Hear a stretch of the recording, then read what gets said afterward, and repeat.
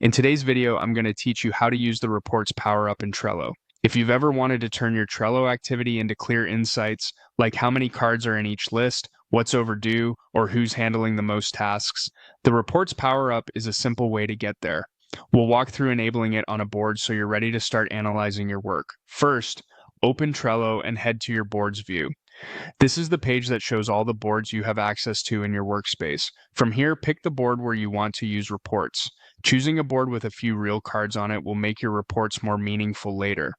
Inside the board, look at the top of the screen for the Power Ups option in the board header.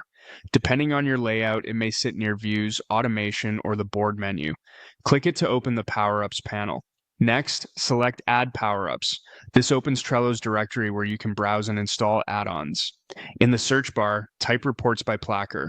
Using the full name helps you find the correct integration quickly, since there are many analytics tools in the directory. When you see the listing for reports, take a moment to double-check the publisher so you know you're enabling the right one. Now, click Add on the reports listing. Trello may show a brief confirmation window or a permissions prompt. That's normal. Click Add again to confirm and enable it on your board. If you're working in a managed workspace and the option is grayed out, you might need an admin to allow power-ups or to adjust permissions. Once it's added, the reports power-up will appear in your board's power-ups area, and many users will also notice a reports entry available from the board header or menu. That's your sign that the installation worked. You don't need to configure anything at this stage. Enabling it is all that's required.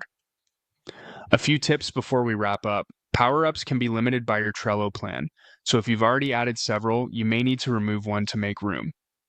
If search doesn't return the reports option, try a precise search term or check your internet connection. And remember, the quality of your future reports depends on your board data, so keep due dates, labels, and assignees up to date. That's it. Your board is now set up with the reports Power Up and ready for analysis.